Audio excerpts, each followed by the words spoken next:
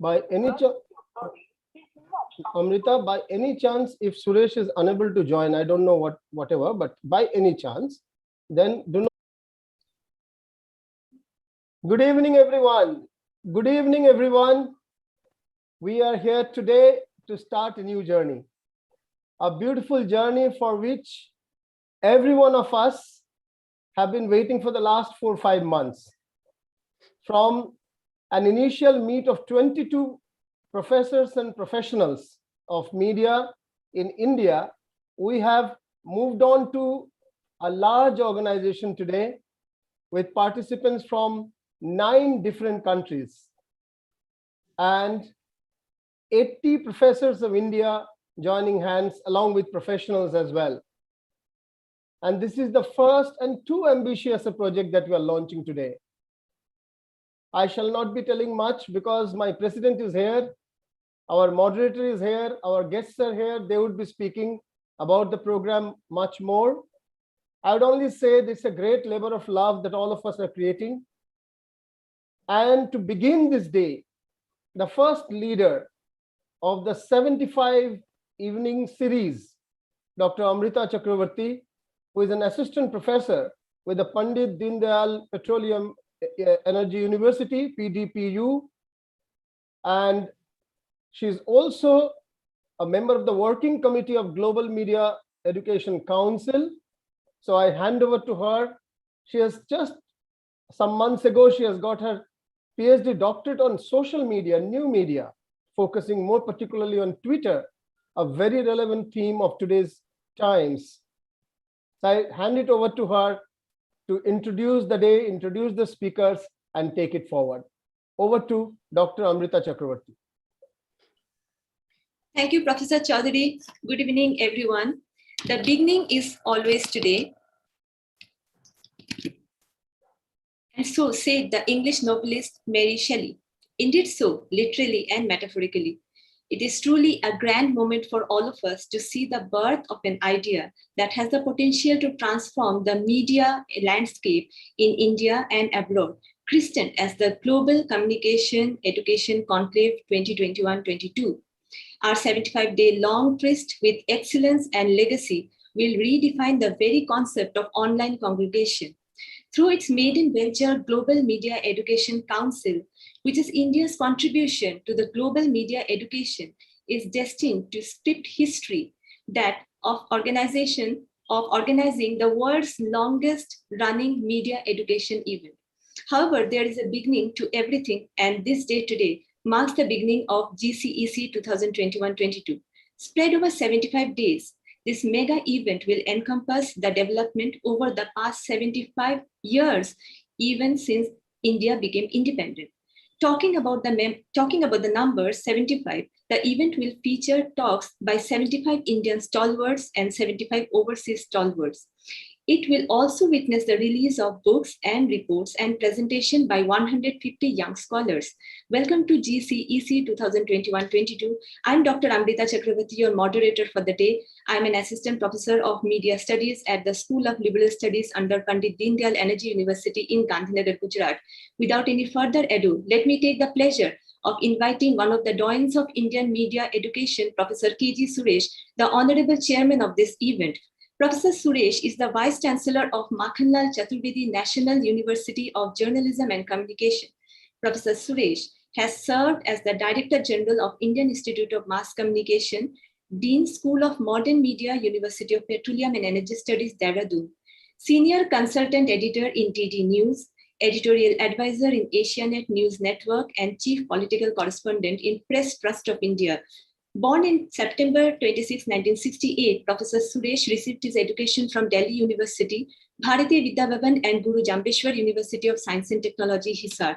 Professor Suresh is a member of the Academic Council of Jawaharlal Nehru University, Satyajit Ray Film and Television Institute, Kolkata, Research Committee of Indian Council of Social Science Research, Advisory Council member of the Delhi School of Journalism, Delhi University, Academic Council of the Central University, Himachal Pradesh, member of the School Board of Abanindranath Tagore School of Creative Arts and Communication Studies and Assam University, Silchar.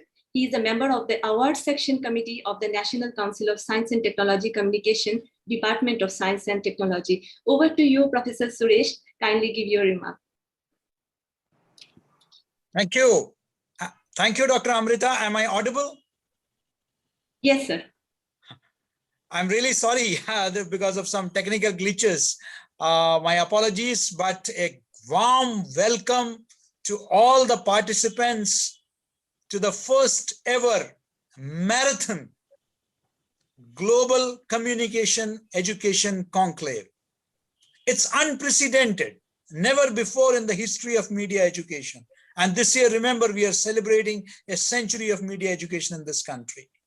Never before have we had this kind of a marathon exercise anywhere in the world. And I'm really delighted that it's a great honor and privilege for me to be heading this organization with a vibrant live wire team, including some of the leading names in media education. The Global Media Education Council has also become synonymous with India's rise. India's rise in terms of academics. We talk about a Vishwa Guru, and here is an India-driven academic platform which is international in every sense of the word. We have vice presidents, not just from across the country, but across continents. We have the blessings of the most revered names in media education and journalism. And we have one of them with us today, Professor K.V. Nagaraj. We are really honored. We are really honored to have the blessings, the good wishes of the most well-known, renowned, hugely respected media educators and media persons, policymakers, and the support of the young academicians, which is so critical. Because they are the future. We all have had our innings, but it is on their tender shoulders that the future of not just media education, but also media rests.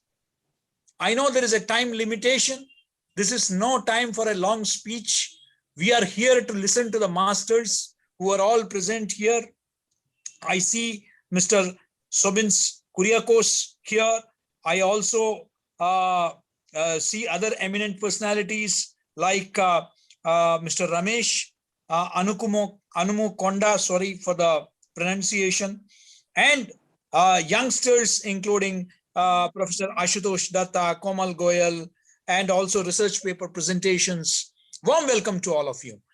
I just want to say one thing. Professor Ujjwal Chaudhary, who is, I would say, the dynamite. He is one of the most dynamic persons I've met in my life. And it is his drive, I would say, that, I often say that today is the, January 26th parade on Rajpath. As the president, I'm only taking the salute. But he is the person who is the parade commander, who has, organized this entire event. My congratulations to him and the entire team that has been relentlessly, selflessly working with him, behind him, along with him. And the whole idea, to put it in a nutshell, is it's not about tom-tomming India's achievements. It's about giving a global perspective to media education, to not look at media only from the Western perspective, but also the perspective of Asia, Africa, Latin America, the developing countries of the world, to bring about a new information order, which is based on equality, justice, inclusiveness. That is the whole idea. So that there is some kind of standardization when it comes to media education. We are not talking about uniformity. We are a diverse nation, we are a diverse world. But there has to be certain benchmarking. There has to be certain standardization. There has to be certain regulations in place. Otherwise, we don't want teaching shops to wreak havoc with the future of our younger generation. So these are things We need to talk with influencers. We are within a short span of our existence, we have already entered into a collaboration with the Media Entertainment Skills Council. We are looking for more collaborations, more partnerships, which would immensely benefit our institutional and individual members. We are looking for the support of the industry and the support of media professionals. And this is not confined to just journalism, but every aspect of mass communication. So on that note, let me once again welcome all the participants who are going to participate over the next 75 days, not of course subsequently, not with every day, but it's spread over several months. But these 75 sessions that we are going to have to mark Swatantrata or Azadi Ka Amrit Mahotsav, 75 years of India's independence. I'm confident that we are going to set a new benchmark.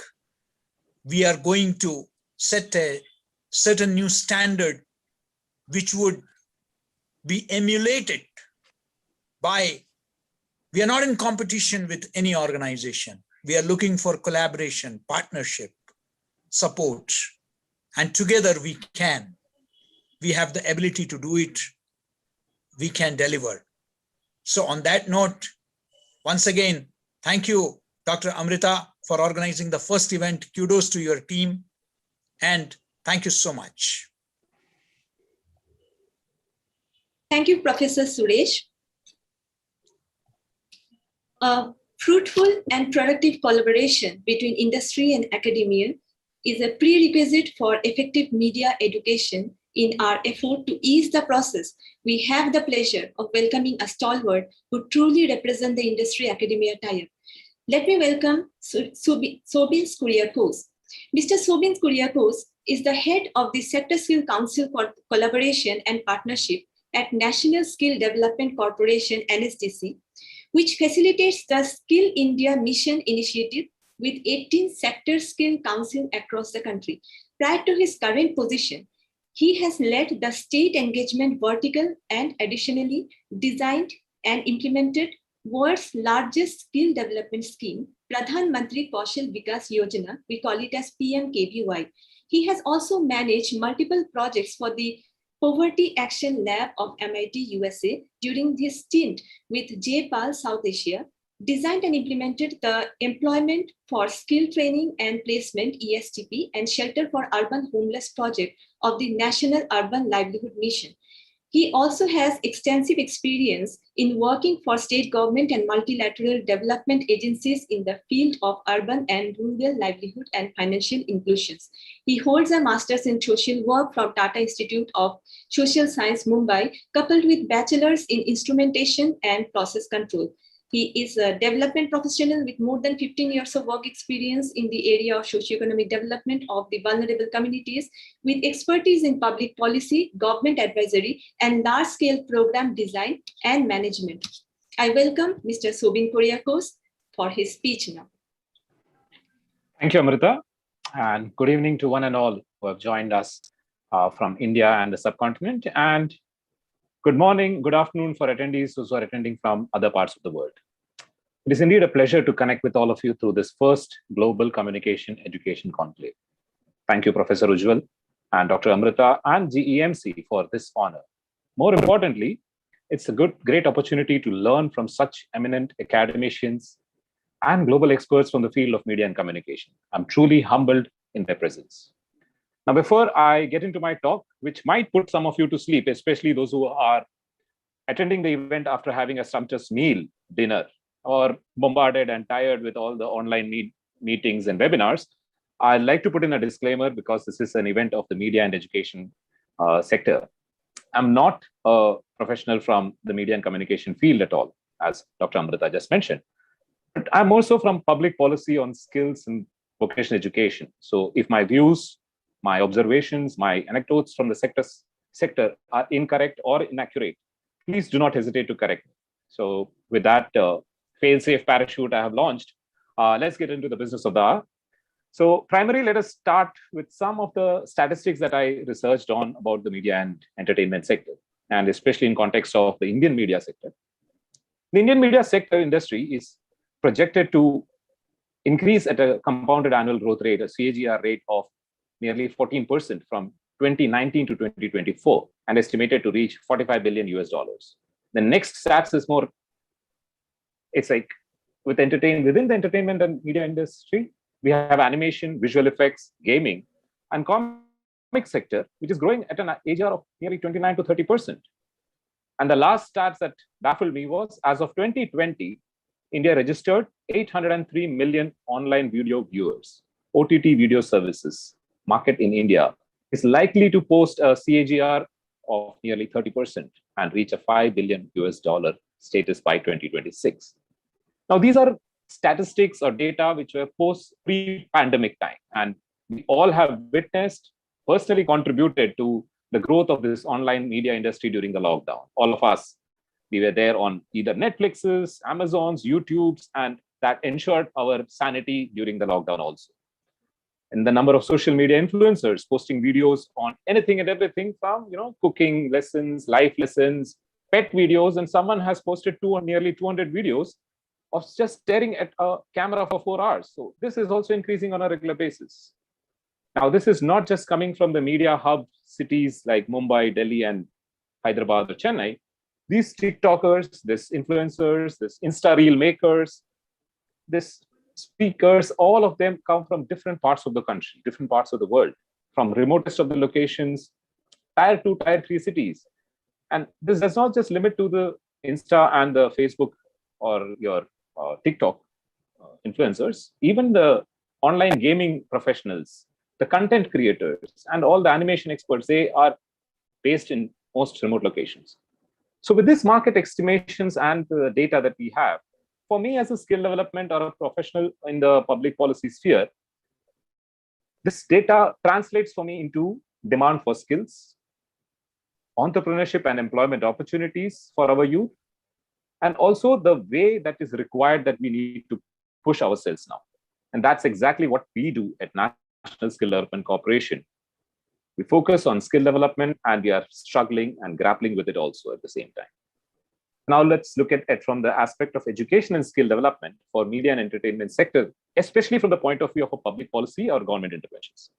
Now, to cater to the increasing demand of the skilled manpower across the sectors and to provide better employability skills to the youth, Government of India launched a dedicated Skill India mission and also established a very specific ministry to focus on it, the Ministry of Skill Development and Entrepreneurship. And since then, the National Skill Development Corporation has been working under the aegis of this ministry, along with our training partners and 36 sector skill councils, with the sole intention of making India the skill capital of the world, a vision of our Honorable Prime Minister and that of the Skill India mission. And now, when we come to the media and entertainment sector, one of the largest sectors employing youth from both skilled, unskilled youth, in either in the formal or informal category of employment, the Government of India, through NSDC, has established Media and Entertainment Sector Skill Council in the year 2012. One of the partners and one of the leading partners for the conclave also. The MESC is an industry-led body formed with an objective. Sole objective of this council is to assess the skill demand, futuristically also, not just current demand, but futuristic also, create a training content as per the industry standards, and ensure industry accepted. Nationally, we prefer a globally recognized certification for the youth. That brings the aspect that Sir was mentioning about the standardization. That's their role primarily. MESC has been recognized and authorized by Government of India to create training content and award certificate as per the National Skills Qualification Framework. A lot more on the Sector Skill Council will come through during this conclave by the CEO, Mr. Mohit Soni of MESC. He is also a speaker at the session. In addition to the above, Government of India also revamped our education policy, and thus came into force the National Education Policy in June 2020. This new education policy focuses highly on ensuring skill development of the children, along with the pedagogy of science, math, literature, right from the primary school level. Many of the participants who are not from India might feel like, what is so great about it?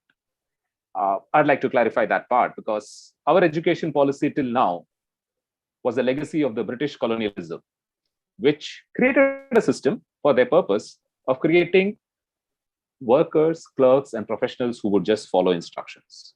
Now, this policy, education policy, the revamped one, is definitely a revolutionary one in all manners.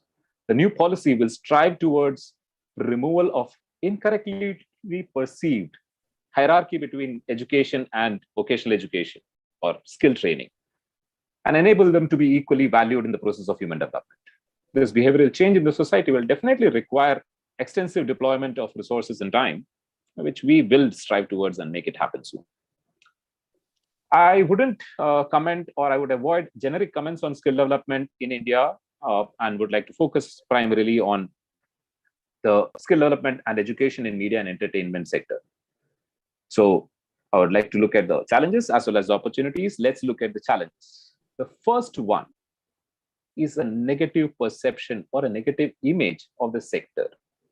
Largely misplaced. It is a misplaced perception due to the film and TV industry only. So if you ask a common man, what is the media sector for you? The first image that comes to them is the TV and journalism. TV and film industry. Journalism, print media of other kinds, gaming, other things, animation don't come in media and sector for a common man. That's what the reality of the field is, right?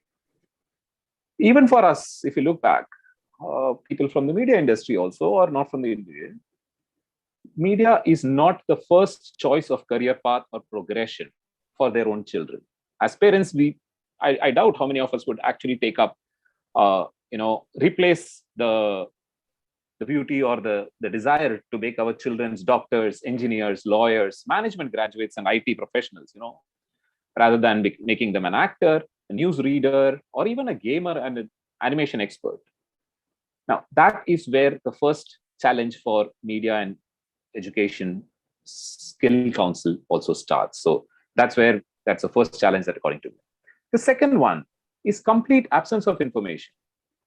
Information on the kind of the opportunities available, the type of the work, what is the actual activity that is happening behind making of a film or a making of a printing of a newspaper. That information in terms of the job roles, in terms of the profession, is not there among the common people. It's not just among the students. Even you ask the best of the faculty members from universities, the best of the universities who are not from the media field, obviously, they don't know what are the career growth opportunities available in this sector. And sadly, in Indian society, the career path of most of our children is not as per the desire or choice of this child or even the youth. It's usually influenced by our parents or some random relative who's successful somewhere, right? And then the teachers and others in and around our life. So now when these influencers have a negative perception of the sector and do not have exposure or information on the employment and growth opportunities in the sector, how are we assuming that they will push their kids to join this sector? So now I feel we need to start strategizing on how to influence this career influencers using our social media influencers and platforms like this to make them well aware of what are the opportunities. Now, taking forward, the way for me is start counseling, start information dissemination. We don't do career counseling for our youth in schools and colleges, which is just now starting a part of the national education policy and also a part of the skills policy that we have. We need to initiate mass dissemination of information, break the myths, break the perceptions of the people across the ages and boundaries. The last challenge that I see, last problem that I see is missing educational and skill development infrastructure of global standards in the country. How many institutes of global standards of higher education or skill development in the media and entertainment sector do we have in India? We have IITs, we have IIMs. In terms of global standards, we have maybe MICA and Jamia University masters, very few to name, right? And they are all mass communication, largely journalism, but the larger plethora of profession is not yet catered to. So even if the youth aspires to enter into the industry, the parents and the influencers are supportive of that dreams. They do not have requisite avenues or infrastructure available for them to pursue their dreams. In this regard, NSDC is working very closely with schools and colleges across the country to provide the training opportunities to the students and youth And we have been seeing an increasing demand for the courses on media sector. There is a huge aspiration. We're also working with large media conglomerates to establish center of excellences across the country. And MESC is leading this initiative through their institutional partners. We now are present in 1,700 plus schools and colleges with 64 qualification packs, providing training opportunities and content to the youth. I honestly accept and agree. These are not the numbers to pride on for a country and the market of the size of India. Yet it is the first ray of hope for millions of youth in this country.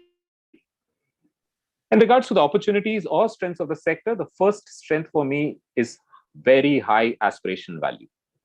The media sector today has become the IT sector of the 80s, when every parent, every youth wanted to join, become a BE, computer science, take up and get into the whole IT sector. Today, this is no more limited to students or youth who are from non-IT, non-medical background. So everybody wants to be a part of the media sector. It cuts across every aspect of the economy with opportunities for every field of professional. Let it be an IT professional, engineers, liberal arts professionals, management professionals, researchers, artists, semi-skilled, unskilled, name them, and they have a place in the sector to contribute towards. Most importantly, it is a gender agnostic sector. The female labor force participation in this sector is not restricted by its past perceptions or the structures of the sector, such as you will find in manufacturing, heavy industry, engineering, and all such industries where female labor participation is not so encouraged. In fact, this is one of the few very sectors that promote and has a huge demand for both the genders equally, and thus helping us reach out towards our sustainable development goals also. The next strength is a high pace of the sectoral growth. We saw the data in the beginning of my talk, and we now know this is one of the fastest growing sector and most probably now the highest employment generator. Direct and indirect jobs, entrepreneurs for both social media, traditional media of print, TV and radio, associated manufacturing and technology sector like cameras and your IT requirements platforms, your technology for print and launch and everything that is associated with the media sector. I personally feel that the value of a sector can be based by its role, the role that it plays in promoting other sectors. For example, look at the mobile phone market. It is expanding not so much as due to the improved technology of call connectivity or network accepting, but it is as much as supplying for the demand of the consumer. Demand for a better picture quality, high quality camera, high speed internet connectivity. So if you look at any of the mobile phone launches, the first feature that they highlight on is the quality of the camera. Let it be iPhone, let it be OnePlus, any of them. Now, that's what my question is. Why would a mobile phone manufacturer base their manufacturing as well as the marketing strategy on the quality of a camera rather than the mobile ability to connect in a low mobile network region? So it just shows that the role of social media, the demand for the consumer to be on the social media in the best manner is super high, and that is driving other sectors also. Thus, as the professionals of the industry, this is the moment of pride and recognition for all of us. And as academicians, professionals, policy experts of the media and education sector, we all have a responsibility towards our youth, a responsibility to provide them with the best possible curriculum, avenues for skill training, information on career progression and prospects, and to contribute opportunities to contribute to the economy. I truly hope that with this conclave, Global Media Education Council will work closely with NSDC and our Media and Entertainment Sectoral Council to mitigate few of the above-mentioned challenges and create avenues for the youth to capitalize on the opportunities. Let us all strive to make this Azadi Ka Amrit truly the portion for perpetual growth and independence of the youth of our nation. Thanking you all for this patient listening. And best wishes to GEMC for a successful conclave. This is the first time, and it is a humongous task, and I see it at 75 different sessions spanning over 75 days. That's it from my end. Now handing over to you, Dr. Amrita. Thank you. Thank you, sir, for this very informative talk that you have just shared with all of us, giving a highlight about the skill development ministry, what NSDC is doing, and also the very Herculean job that your department and the organization is thinking about to change the perception of media, the career in media and entertainment industry among the common people. And that is what even we as a media educators are trying to do in order to educate people that there is a lot of scope in this area. Thank you so much. I would like to request Professor KG Suresh now to welcome Professor KV Nagaraj for his introduction as well as to felicitate him. Professor Suresh. You know, in Hindi, Dr. Amrita, there is a saying that Suraj ko diya dikhana.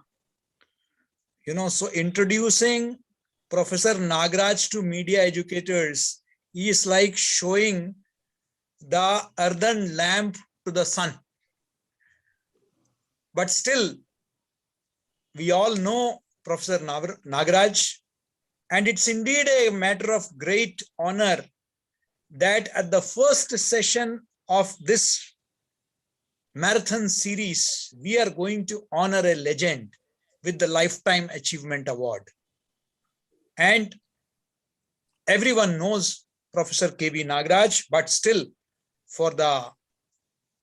since we have international participation also, and some of you, particularly the younger generation, may not be aware. You might have heard about Professor Nagaraj's name, but not aware of his contributions. A very brief introduction I will give you.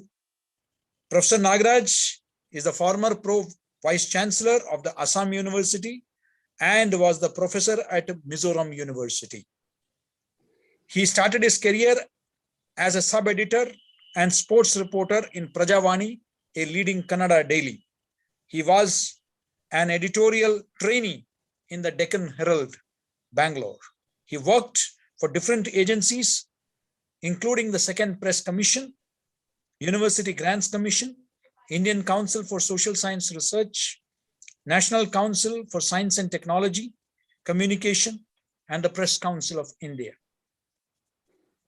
Professor Nagaraj authored 10 books and is a supervisor of more than 50 scholars for gaining PhD and MPhil at various universities.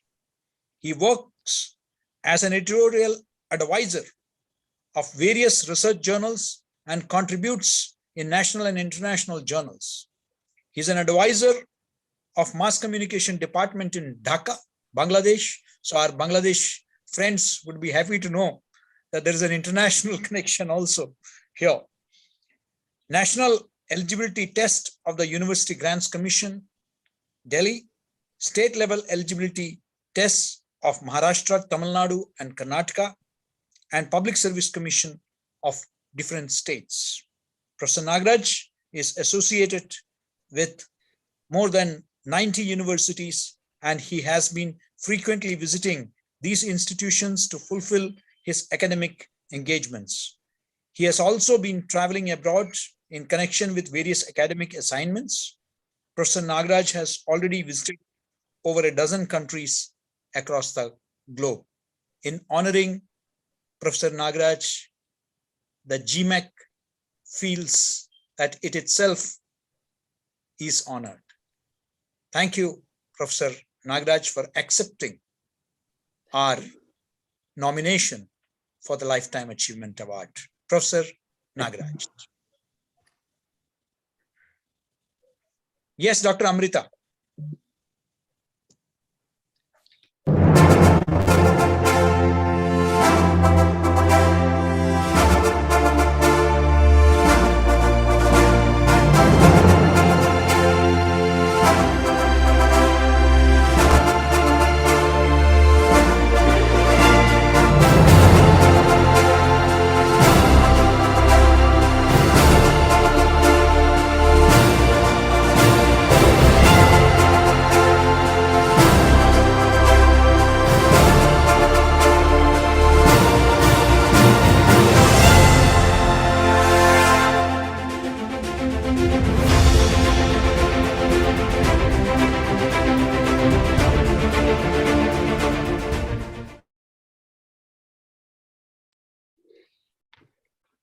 Thank you, Professor Suresh.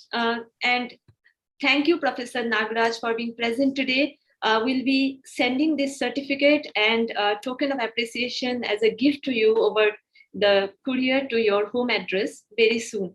And now over to you, sir, for your talk for today based on media research.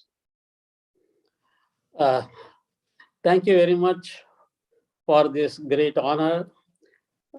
Shri Suresh ji, Shri Ujjwal Chaudhary ji, and all other friends who have made it happen. And normally, I don't go after awards. I never sought this, but you have given me this great honor, and I am overwhelmed. Thank you so much, and I will remember all my life this honor given to me. Let me move on to media research, the subject you have given me. This is a very general topic for me because it is not specifying any part of media research. Anyway, being a former media person, being a former media owner, not many people know that I owned a newspaper, I owned a printing press, I owned a book publishing company, and also I owned an advertising agency. And my, what I say as,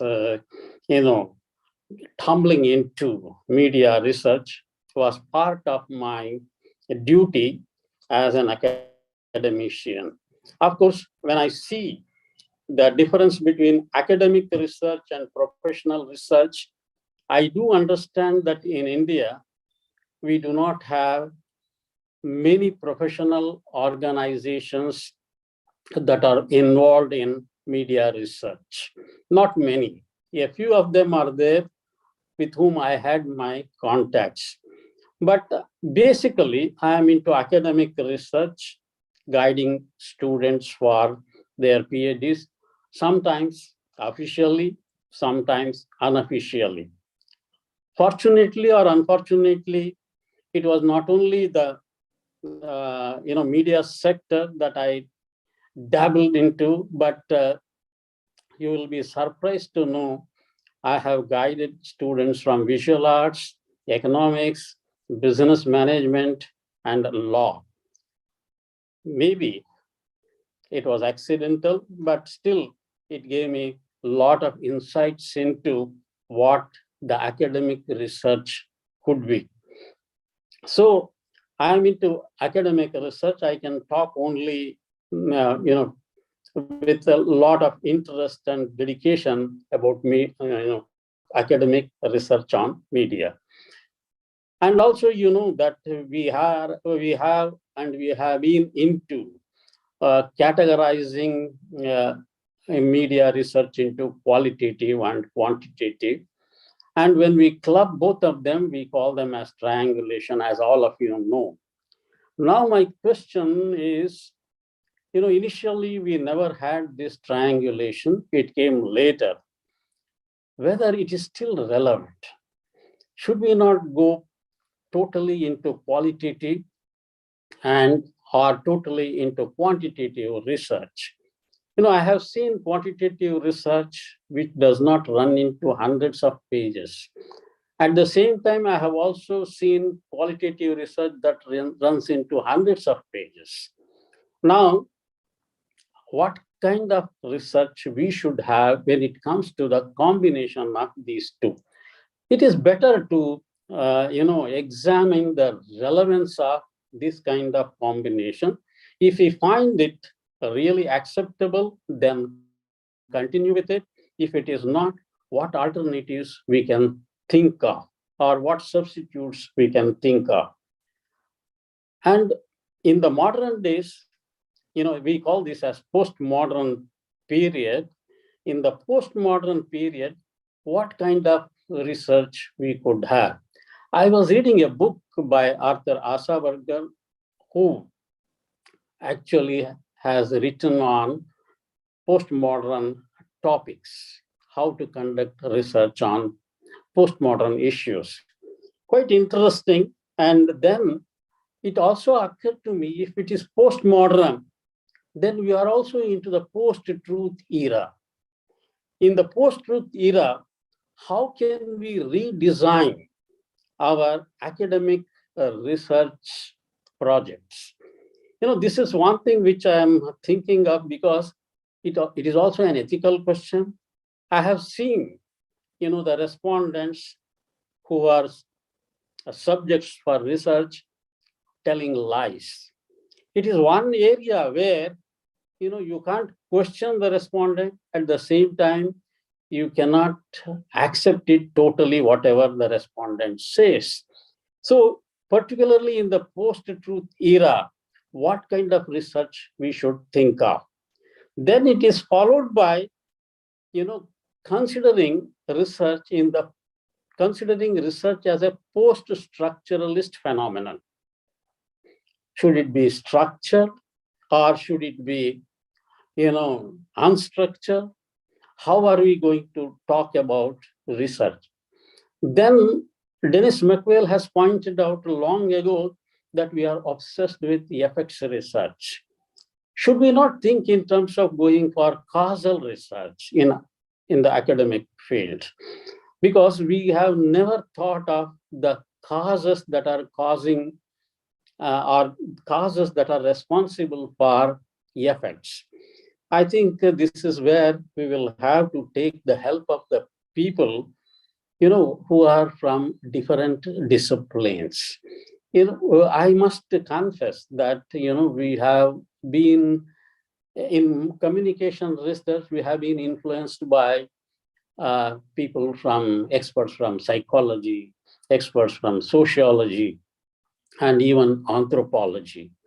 And if you are doing research on media management, which is a very fertile ground right now in India, we have to think in terms of people from economics and management. My only worry after all these years of media teaching, or whatever you call, being a media educator, I have got a problem that we have not contributed much in terms of theories, in terms of concepts, in terms of research methods for research in communication. It is all others who are from the other disciplines who have contributed immensely. It is a global phenomenon, I do agree, but in India, we have never thought of it. Should we not think of it? Another important area is what people from sociology talk of is action research. There are huge projects where people's money is invested. The government is implementing several projects, but we have never thought of inquiring into the role of communication in implementing those projects. See, we have done it about the Manrega project in Assam, how the media or communication channels can influence the people in, finding out what their rights are. These are quite interesting findings.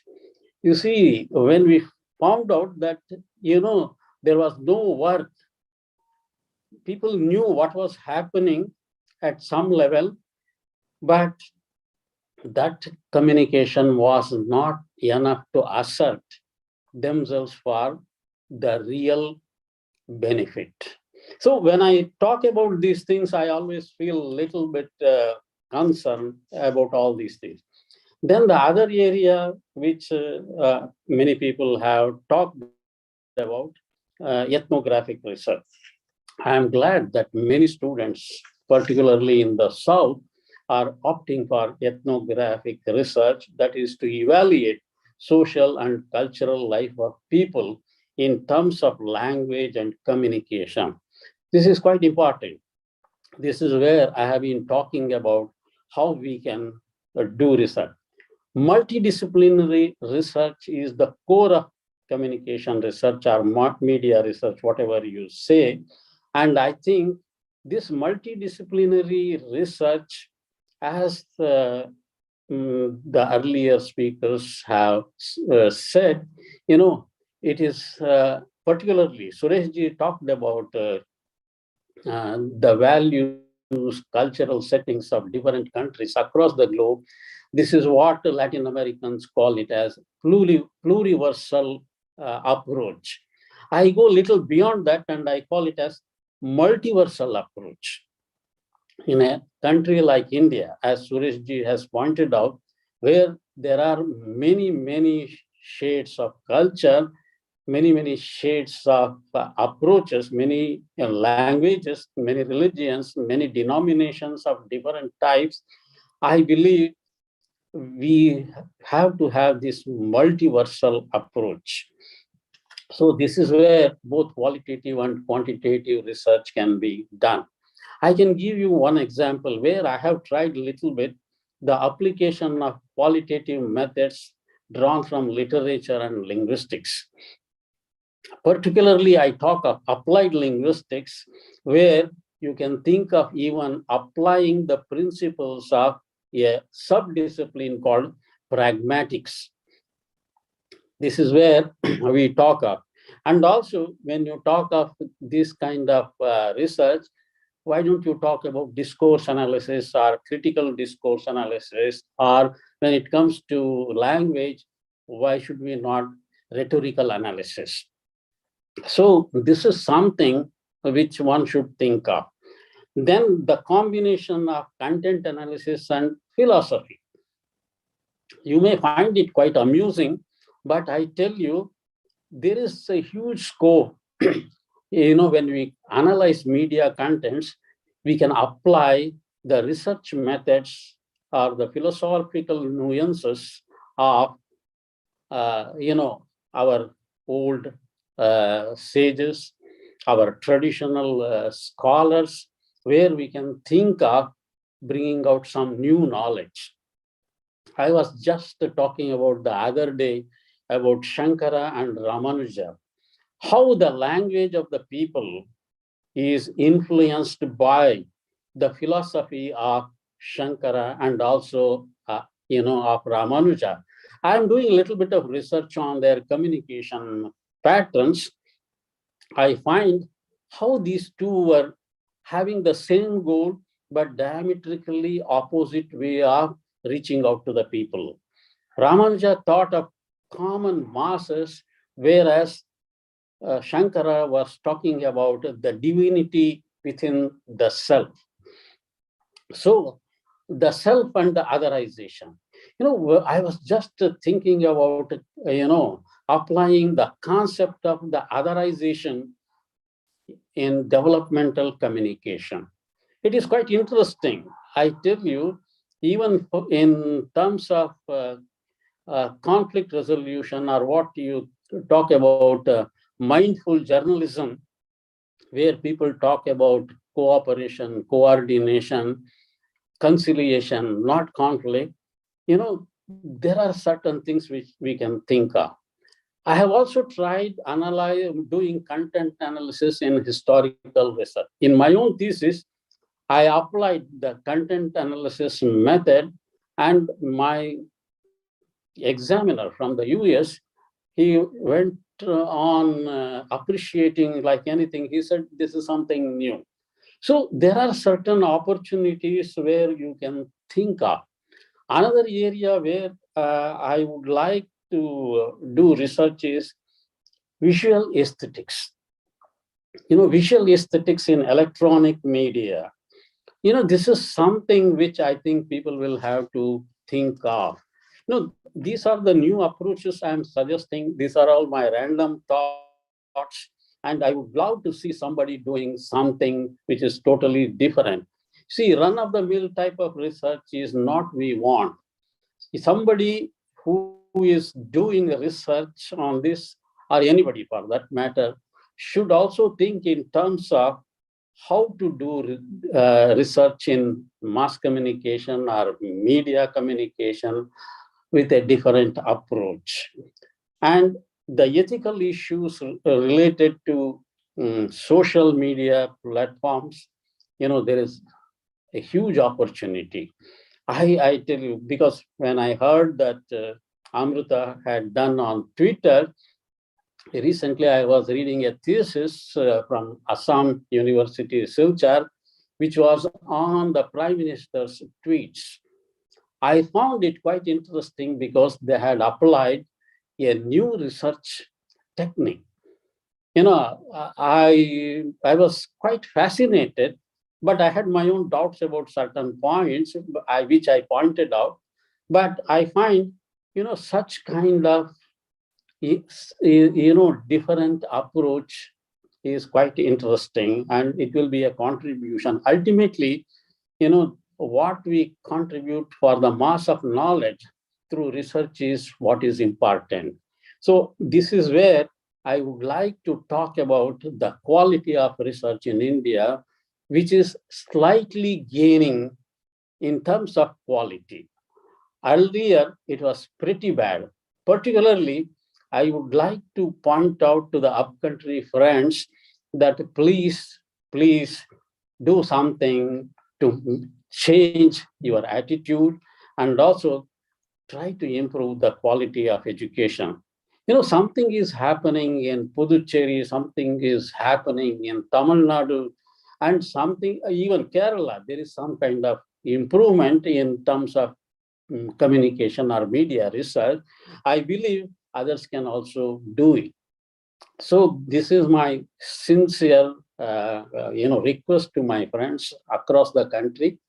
And also, I go by what Professor Sureshji has said. We will have to think in terms of, I heard him talking about, journalism, education in native languages. In fact, I have been contributing for this concept for quite a long time. In fact, when it comes to research in communication in native languages, I have done it. Some of my students have written in Kannada. Of course, some of them, one of them was qualitative, another one was quantitative plus qualitative. I think we should encourage people to do, there are many students from the rural background who will not be able to write it in English, and they are good in their native language. Why should we deny them the chance of doing research? And, it is not an Indian problem, it is a global problem. You go to Latin America, they have got Spanish, Portuguese, and these are the languages which are dear to them, and we have to do that kind of research in our native languages. And the Hindi language people have been doing, but unfortunately, some of them are mixing up the English language also in between, which I do not accept as the correct method. This is my opinion. Then out of the box thinking, that is what we require in media research, and innovative practices. Why don't you change your attitude towards, there are people who are telling me the same thing again and again. I am a little aghast when some teachers tell me that you can't take different television channels for comparison or different editions of newspapers for comparison. Why not? You see, methodological rigor should be there. I accept it. But when it comes to certain topics, it contributes for knowledge. How each edition of a newspaper or different editions of different newspapers treat a particular issue. For example, when there was a movement launched by Anna Hazare, we wanted to know what was happening on the ground and how it was being reported by Delhi newspapers, how it was reported by the Telegraph, and how it was reported by the Assam Tribune. So a comparison would definitely give us an idea of the importance of geographical proximity or otherwise. So I would like to request my friends, please think out of the box. Professor Suresh ji, and of course, Professor Ujjwal ji always he always talks about standardization. Both of them have spoken about standardization and also of quality parameters. There is no second opinion. If we have to read the global standards, I believe that we will have to, redesign our communication research strategies or media research strategies. Then there is something which I would like to tell you from my experience: use of technology for research in media or on media. I had a friend who used, the computers for the first time for data analysis, not of quantitative data, but of historical data. So you can understand how technology can be made use of. I am also suggesting there is something called as practical creativity in media research. I am not talking of literary creativity. I am talking of practical creativity, which is possible, in media research. And the native cultural context should always be incorporated when it comes to research methods.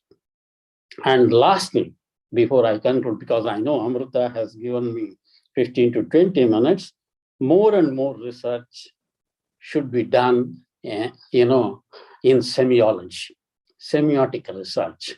India is a great country with, so much of, symbolism. Each region has its own, symbolism and symbolic values. I suggest we should think always in terms of doing research on semiotics. Friends, I can go on talking about many other things, but you have honored me with, with great affection and love. I'm indebted to you. I'm overwhelmed. I thank you very much for the affection shown to me. I hope we will all sit together one day to strategize for the betterment of media research in our country. Thank you very much.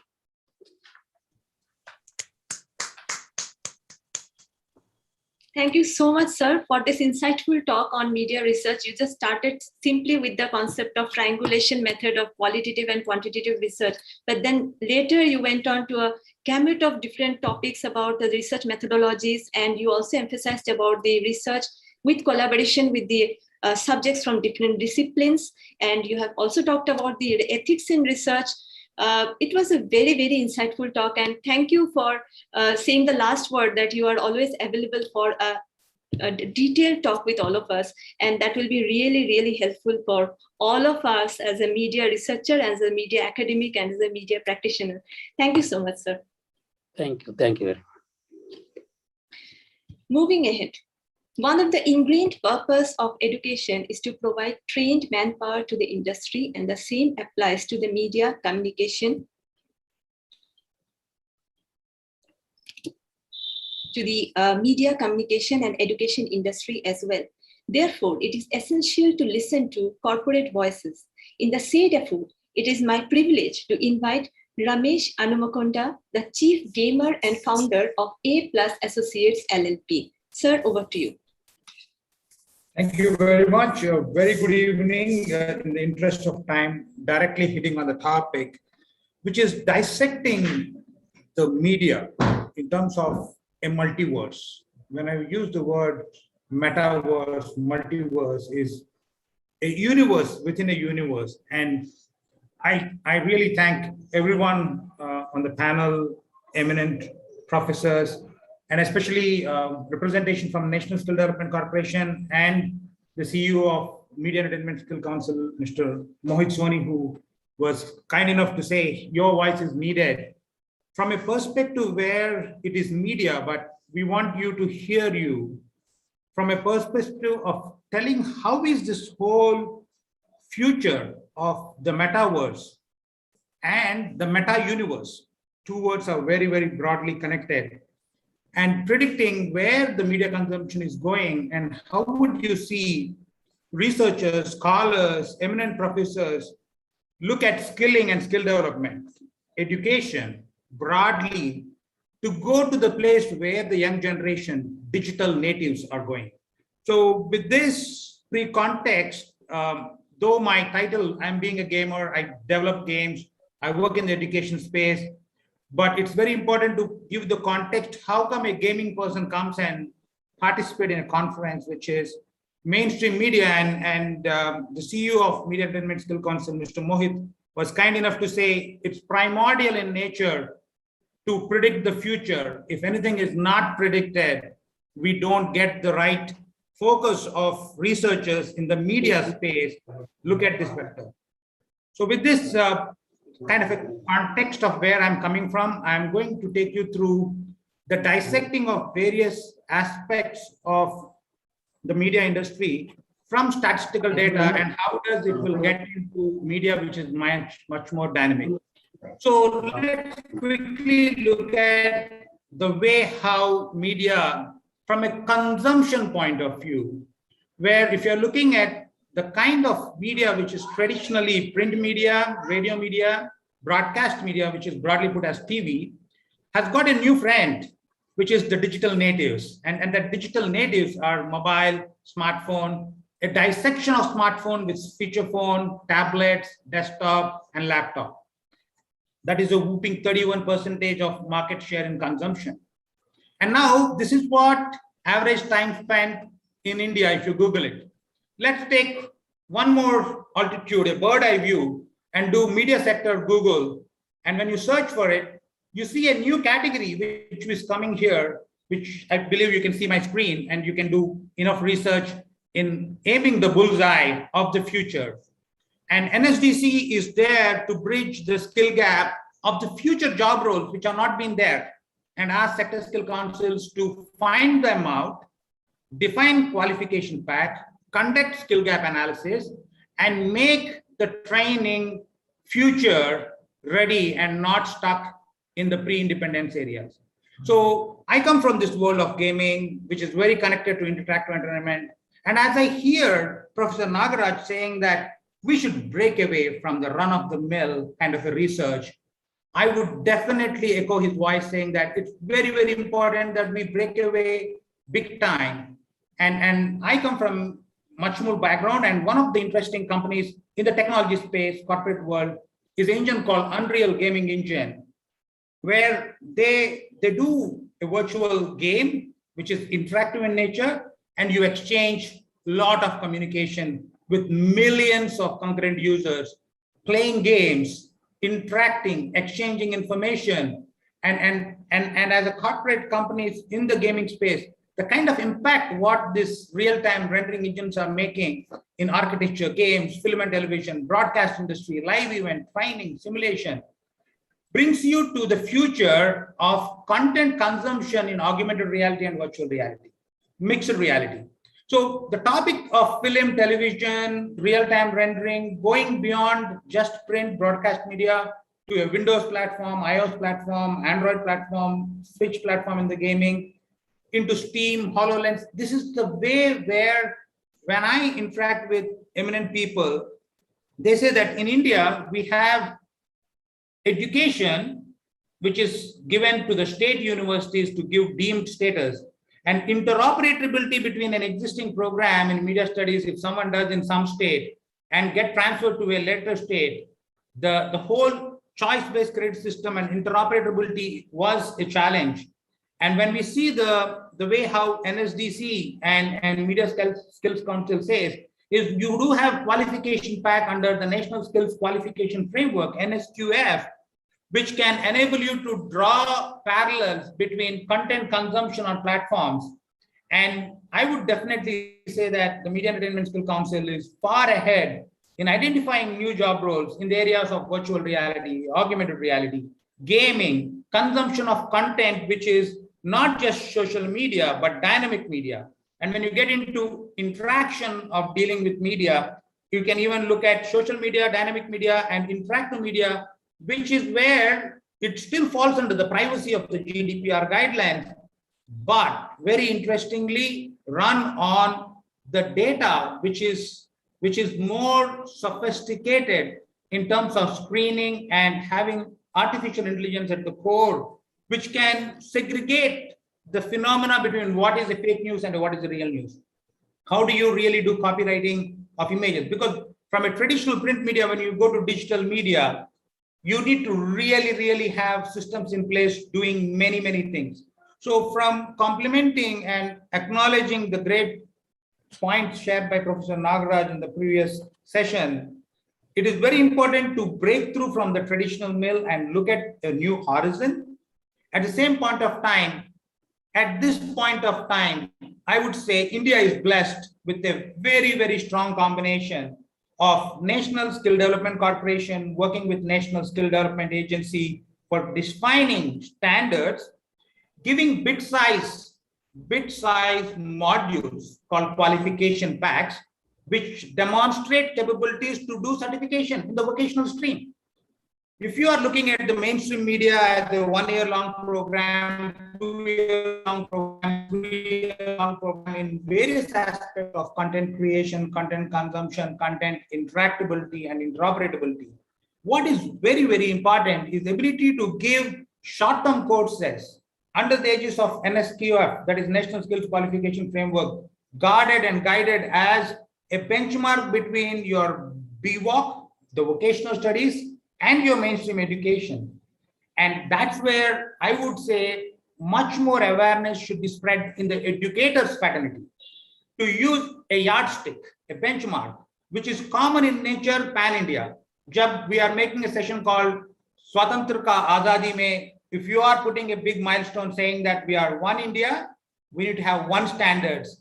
And that one standard could come when all independent deemed universities, both in government and private, state and central, have a common yardstick. And that yardstick comes from the notification and the effort which is done by the government of India and the Ministry of Skill Development and Entrepreneurship, where mainstream media education should take maximum advantage of bringing that shiny wings of digital content, digital natives, and predict the future. So how do we look at, hey, we look at evolution of how media was between 2017 to 2021, look at the pattern of increasing between smartphones and feature phones and tablet phones. And in smartphones, what is the other content which is going at a higher rate? Obviously, gaming content.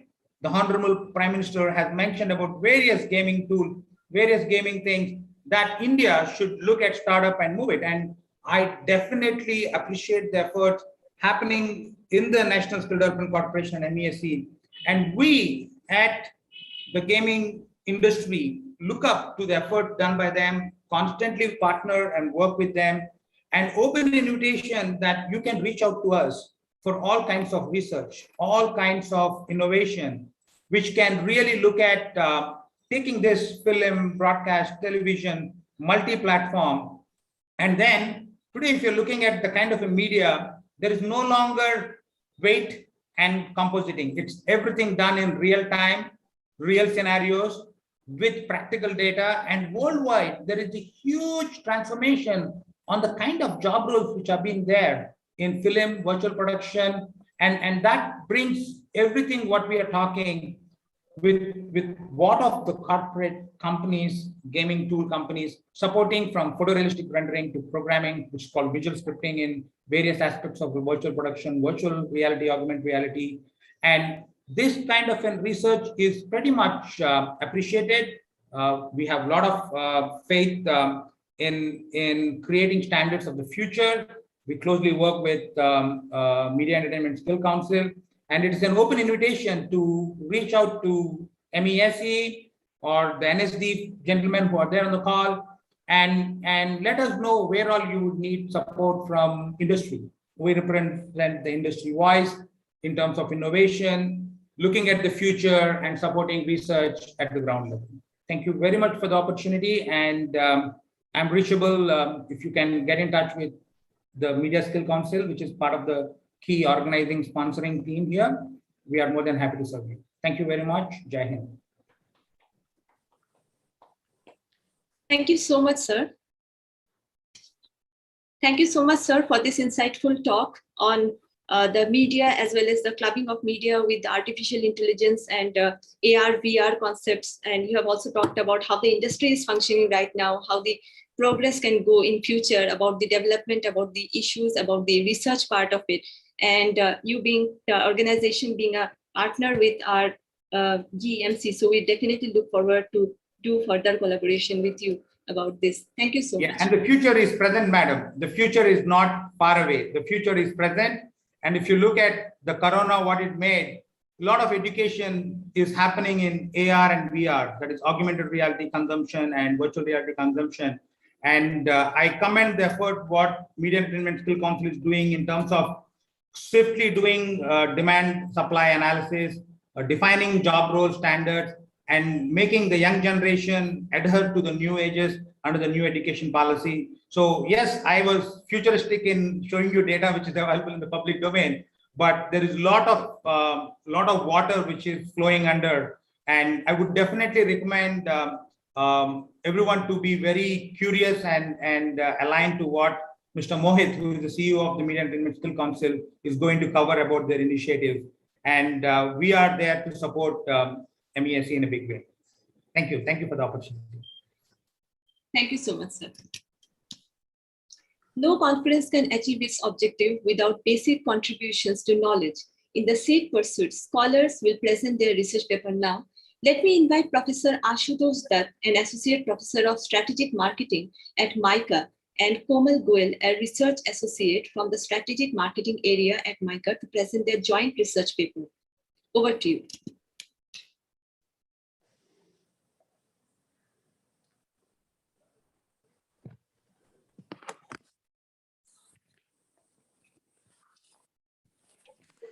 A very good evening to all my dear professors and other members from research and academia.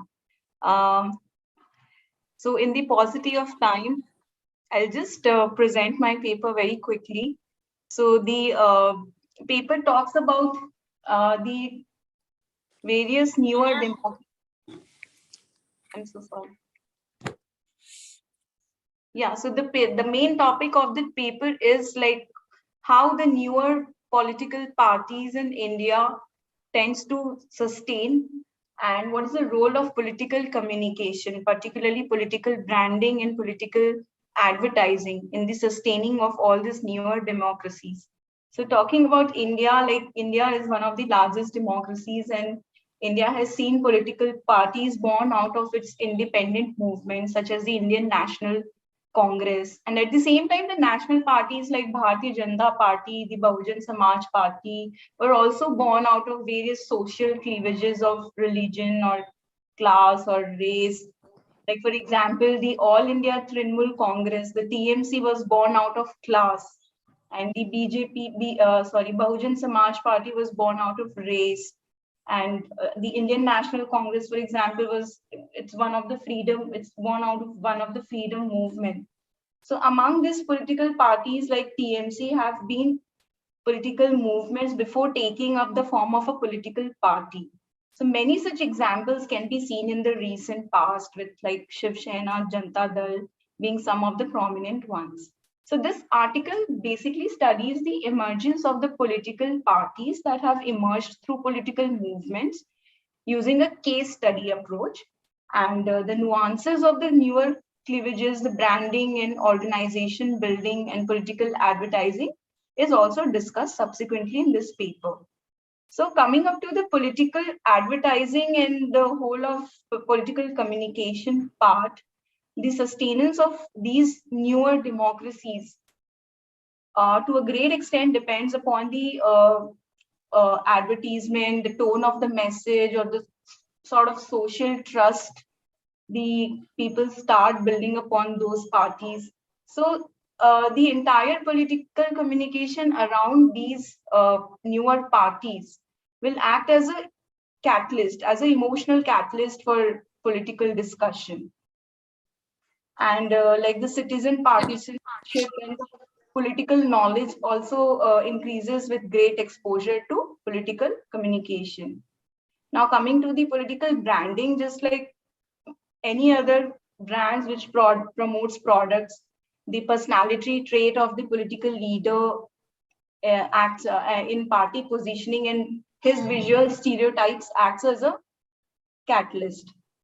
So, as I've said, we have applied a case study method to understand the importance of political communication in the sustenance of this newer parties. We have taken the example of Aam Aadmi Party, the AAP party.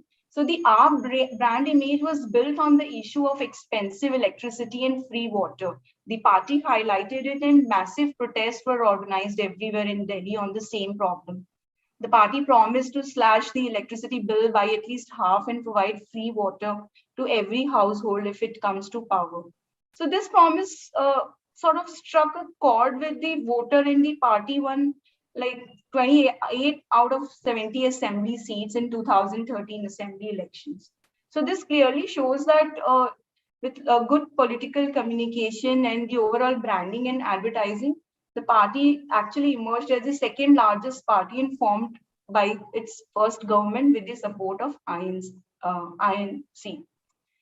So basically, and especially the sustainability of any political party in time like such, when increasingly sustainability is becoming part of core business strategy of any other industry or sectors at large. Sustainability in politics is also gaining like a lot of momentum, both in profile and in practice. So that is why this topic is very relevant, that how, you know, the sustainability of newer political parties especially depends upon the political communication, the entire political advertising and branding and everything associated to it. So this is still in the working stage right now. And yeah. Thank you so much for your patient hearing. Thank you so much for presenting the overall abstract of your ongoing research, and hope that you'll be finishing the research soon. And this research will be accepted by our research board for publication later. Yeah, thank you. Thank you so much. Thank you. Sure, thank you so much. The world is fast turning into a global village. Without a pan-world perspective, knowledge becomes limited and perspectives shrink at a rapid pace. In consonance with this approach, we shall be hearing from a scholar of international repute. Let me now welcome Dr. Sharon Wilson. Dr. Sharon Wilson is working as the assistant professor at the Department of Mass Communication, Faculty of Creative Industries, and the chairperson of the Center of Media and Communication Research at University Tunku Abdul Rahman, Malaysia. Dr. Wilson holds a PhD in communication from the Malaysian National University. She has been a scholar of the study of the United States Institute's Journalism and Media program at Ohio University and a fellow of the Summer Institute of Asia Fellow in News Literacy program in Hong Kong. In 2020, she received the first place in the AEJMC International Communication Division teaching competition, first winner outside the Americas. She has written books, chapters, and journals on topics of journalism practice, women and society, as well as on online communities. Her research focuses on media, crime, and society, but the pandemic has seen her researching on the use of technology in education. Over to you, Dr. Sharon. You may proceed with your talk right now. Thank you. Good evening, everybody. And thank you so much for having me. I'm honored, I'm humbled, and I'm blessed to be among such esteemed academics. And I am still catching my breath after hearing Prof. Nagraj speak such wise words. And I take it to heart with those words. The previous speakers talked about all the different things, the industry. Professor very beautifully worded how important it is to move away from traditional research methods. And we heard from from experts in the field. And I am bringing to you something that has happened in my classroom during the pandemic in Malaysia. And it has changed the way I perceive teaching. It has changed the way I perceive my students, and it has broadened the way technology can be used in the classroom, especially during this pandemic. So let me just share my slides with you.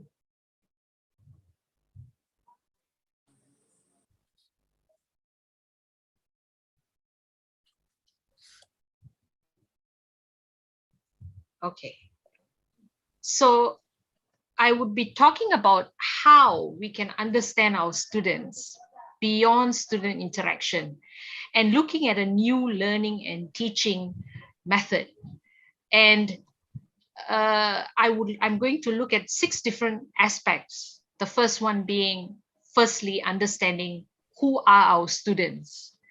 I think Mr. Ramesh very eloquently called them digital natives. Yes, they are digital natives, and these are the groups of people who are in our classroom. So what are the characteristics and traits of Gen Z and the millennials? Secondly, I'm going to talk a little bit about the before and after of the education climate that we are in. And in Malaysia, for example, we were in the lockdown March 18th, 2020, and we have been teaching from home. So I'm going to share with you what I have done in my classroom. Now, I'm not saying that what I've done in my classroom can be generalized in all classrooms, but I hope that by sharing with you my experience in my classroom, some amount of it can be helpful in your media classrooms as well. I will also be sharing about participants versus lurkers. Why won't our students engage? If it was in a traditional classroom, in our lecture halls, we could see our students and call them out. The students could raise their hands and so on. But with online media, with going online, using Zoom and using all sorts of different platforms, why is it that our students don't engage? And who are these people that we call lurkers? I will also be talking about private versus public space. What space is our classroom in at the moment? I'm going to talk about interaction, how to get our students to interact. And then I'm also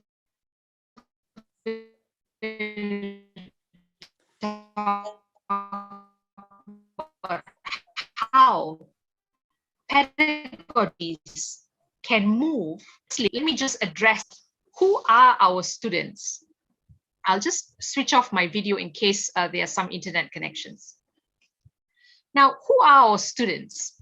Basically, these are those who are born between 1981 to 1996. So you would see a few of them in your classrooms. You would have the Generation Z, who are born after 1996. Now, this is the generation that want it all. They are used to getting it. They come from families that are small. They are strongly entitled. They interact with purchases. They prefer brands that show their personality and uniqueness. And they want to stand out, not fit in. They care about experiences. They want to be instantly gratified. If it cannot be Googled, it's taking too long. They care about the services they receive. Now, in terms of technology, they want to always stay connected. So you would see your students in many ways with a handphone, and I call them an extension of their arm, because every Gen Z and millennial is attached to their phones. And we see this quite a bit in our classrooms and in our homes as well. They are very thoughtful about how they engage in it. They are greatly influenced by media content, video content especially. So you see a lot of them on TikTok, on Instagram, and that helps them make decisions, because these influencers on Instagram or YouTubers have become new opinion leaders. They have no idea what they want the world is going to be like. They use several technologies at the same time, and they seek validation from netizens, perhaps in voting, and they are very interested in subscribers and followers. Now, Generation Z are particularly likely to express anxiety about the future, as we can see right now. Most of our students who are graduating are worried if they can get a job, whether they will stay on at the job. Social media users, nearly 7 in 10 Gen Zers say they felt anxious about the future most of the time. And a smaller majority of millennial social media users report feeling this way as well.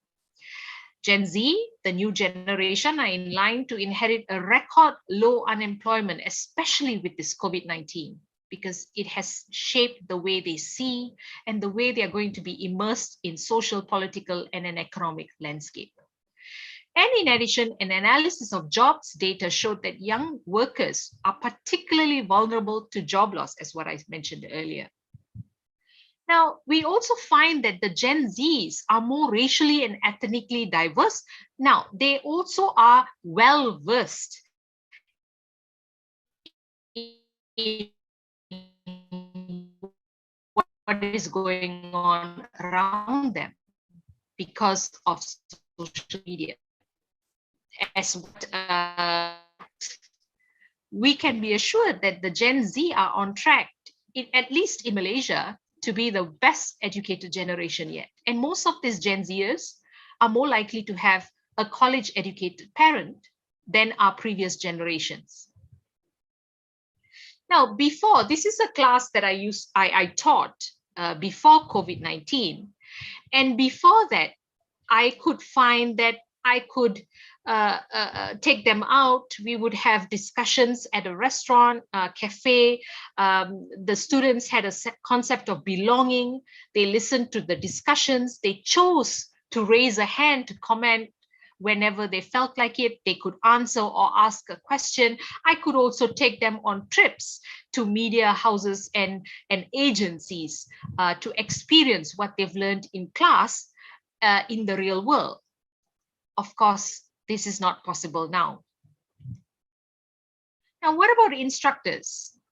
Now, many instructors today find themselves teaching remotely for the first time and facing a new set of challenges. Let me also give you a background to my university. We are 19 years old.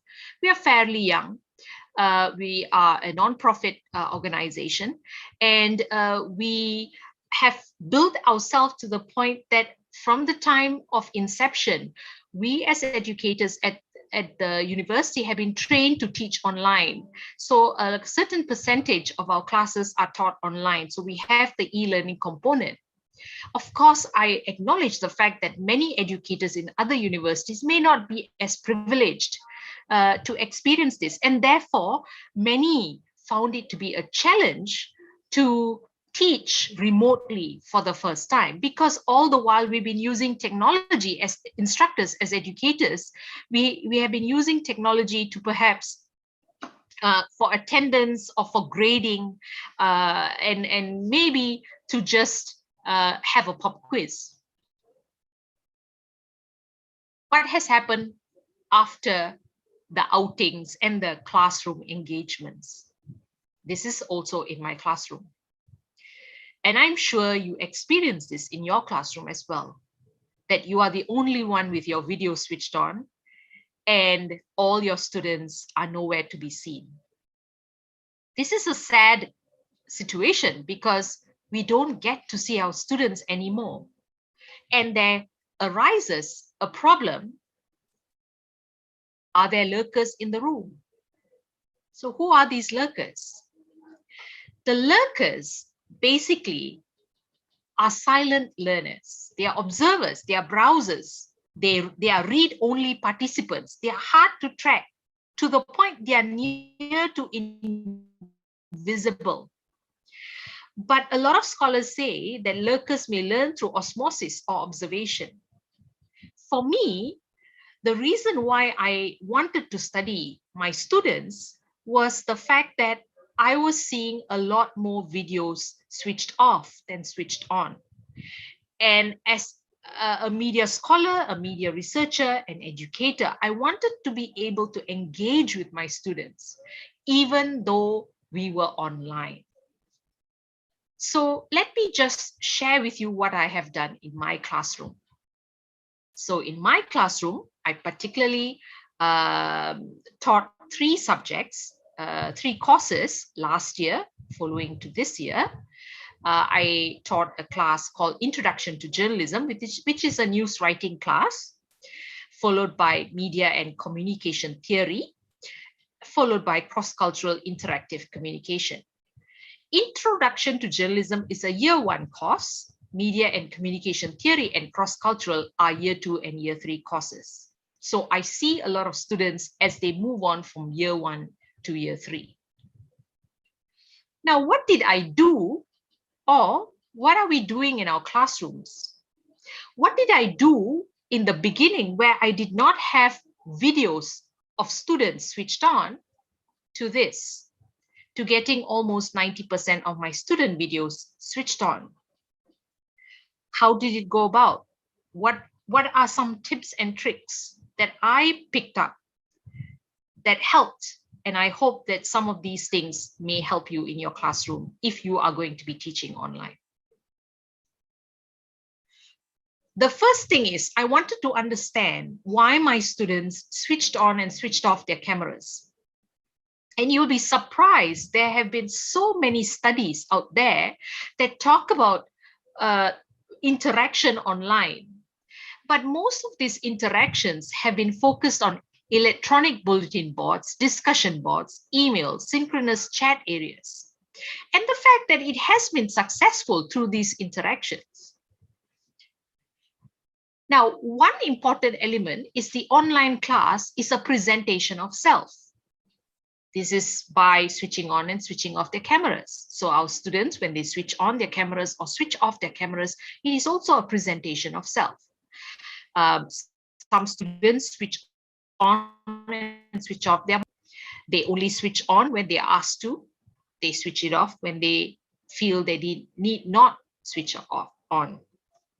And there are plenty of studies that talk about remote learning and being online, talking about how students in remote classes without video showed a lack of nonverbal communication, reacting to things they said while remote learning, and communicating with nonverbal cues and instructor-student interpersonal relationship, and so on and so forth. There are so many out there. But one particular study by Frank Castelli from Cornell, who is a dear friend of mine, wrote a paper on Zoom classes and how students switch on and switch off their videos.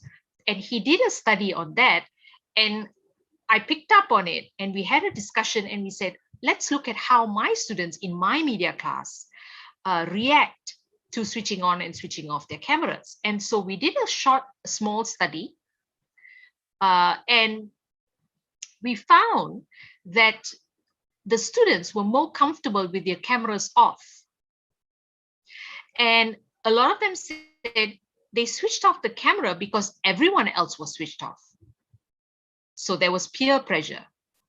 And the third top thing that most of them said was they were concerned about their appearance, which means some of them, I'm sure you have 8 o'clock classes where your students come in and they do not switch on their cameras and so on. And when we interviewed them, we found that a lot of them said it is not important to switch on their cameras. And when we did this, we also did interviews, and I did interviews with my media students, and a lot of them, these are some excerpts of the interviews. They were shy, they were afraid, they were worried people will see their private space.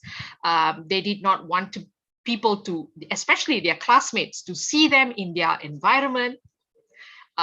They were not comfortable with allowing their instructor to see their private space, and they wanted, because some of them said that they were between meals and so on. They spoke about appearances, messy hair, they were still in their sleep attire, and they felt that they needed to have that freedom. Now, amongst all the quotes that we received, we broke it down to themes, and we found that these were the 5 most important things that came out of this little research. Now, you may ask me, why did you do this research? Basically, I just wanted to know, I was curious to know why my students were reacting the way they were reacting. And the themes that I discovered include social class.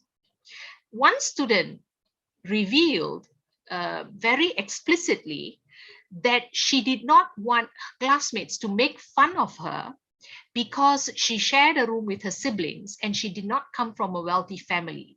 So there was an essence of judgment that she would have to endure with her classmates.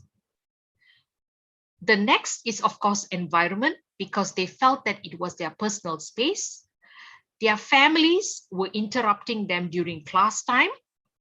Their parents did not understand that being on a computer meant being in class and not other than being in class. So when they saw their children on the computer, they did not recognize that as class time. So they would constantly be interrupted. The students would constantly be interrupted to do home chores. Some students, because they come from mid-range families, had to work to support their families because during the early days of the COVID pandemic, a lot of families, the breadwinner of the family, had lost their jobs. And so these young adults had to take on a working role. And so a lot of my students also had to attend class while they were working in a convenience store, for example. The third thing that came up was personal. They had a sense, or they had an issue with self-esteem, where they felt embarrassed to switch on their cameras because they did not like how they looked on camera. They were not camera ready. And they felt very uncomfortable because, again, they felt that people were looking at them or their instructor was judging them. Again, it goes back to judgment. And they were not comfortable with that. Their hair was not right. They did not have their makeup on, or for hygiene reasons as well. So it goes on to rights. Some of them were not happy with switching on their cameras because it was an exposure to their private space. Of course, they could use a filter, but when they do not have a green screen, then sometimes it could be distorted. And then they also were worried about their presentation and their appearance. Like I said, some of them were not well groomed, or they were not practicing good hygiene, for instance, especially if they have an early morning class.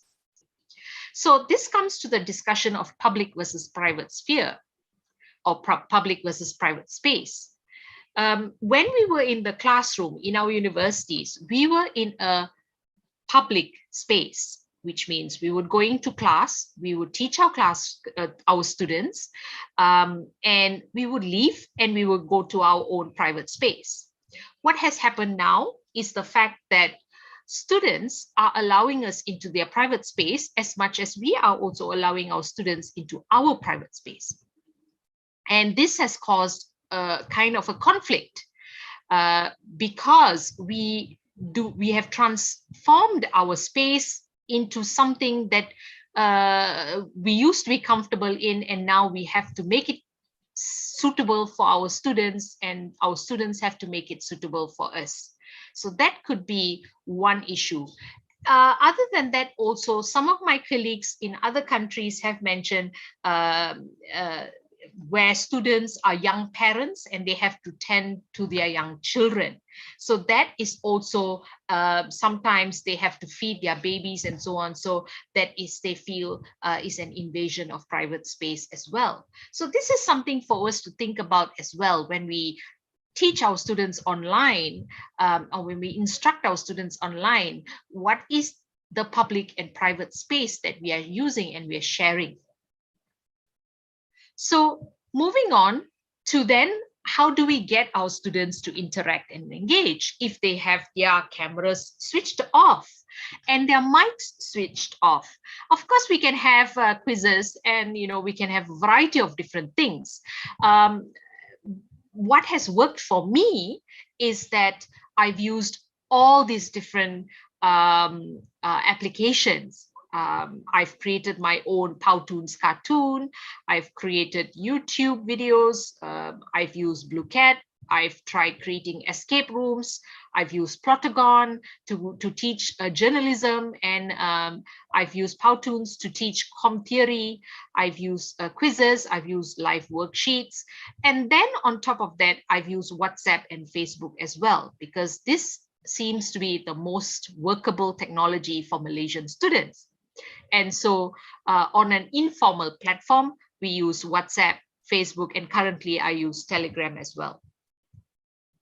Of course, then we have the quizzes. And I must tell you, you must use this in your classrooms to get your student engaged.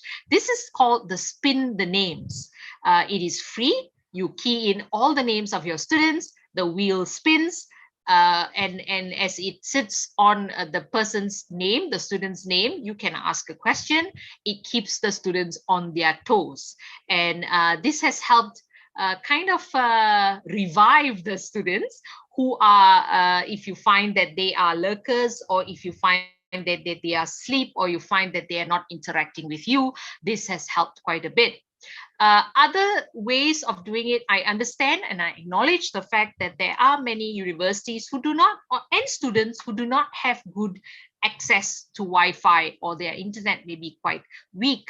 So one of the things we do is to have live worksheets where they can do, where they can answer their questions in the comfort of their home at any time. Likewise, of course, PowerPoint is our traditional go-to as well. So you can also insert a voiceover on your PowerPoints, as well as I think the current PowerPoint edition allows you to record videos on it as well. And you can ask questions. The second thing that I've done is also to incorporate case studies. I like to include historical moments into my case studies. For example, in media and com theory, where the students are older, I tend to use case studies to express situations or theories. For instance, for example, I would use the United States Civil Rights Movement to talk about racism and connect that to perhaps spiral of silence theory in media and com theory.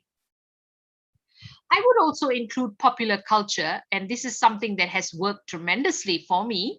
The Gen Z students love their popular culture. They love associating things with things that they are familiar with. So one is, of course, Malaysian students are immensely in love with their K-pop. And so incorporating K-pop elements into their notes, into examples, into case studies, associate examples to games they play, also allows them to focus on the notes and focus on the teaching. Now, I want to remind you also that you have to be familiar with what you are teaching, because students, Gen Z particularly, can smell you out. So if they, even if you're putting on a poker face and trying to bluff your way through, the Gen Z generation can smell you out. They know if you've watched it, if you've played it, if you've heard it, if you've discussed it, if you've tasted it, they know it. So there's no way we can bluff our students today. What is the inclusive plan to interact then? One of the things that we could explicitly encourage camera use. So at the beginning of, beginning of my classes, I would encourage students to switch on their cameras, and I would explain why I'm doing so, and I would establish that norm. I can set the norm of having cameras turned on early on, so that students who are willing and able to turn on their cameras are more comfortable to do so. I would also address any potential distractions and give breaks. For instance, if I teach a com theory class, it's a 3-hour lecture, I would give them 3 different breaks, perhaps show them a video or play them some music to help break the monotony, or have a quiz or have them engage in some ways. So I use active learning techniques to keep students engaged, and I always survey my students. Now, this is apart from a university survey. So at my university, at the end of the semester, we have a university survey for every course that we teach. And that is to get feedback on the instructor.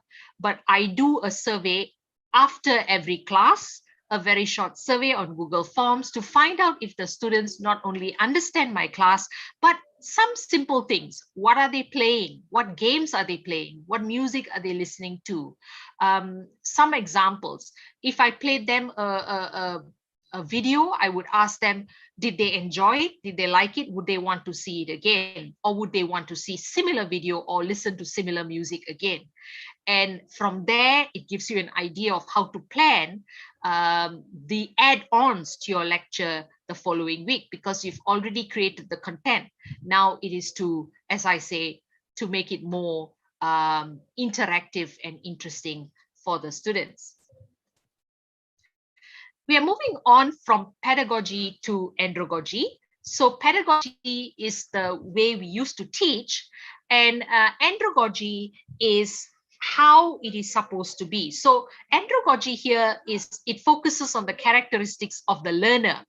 And we acknowledge the fact that when it's andragogy, it is teaching adult students, adult or young adults.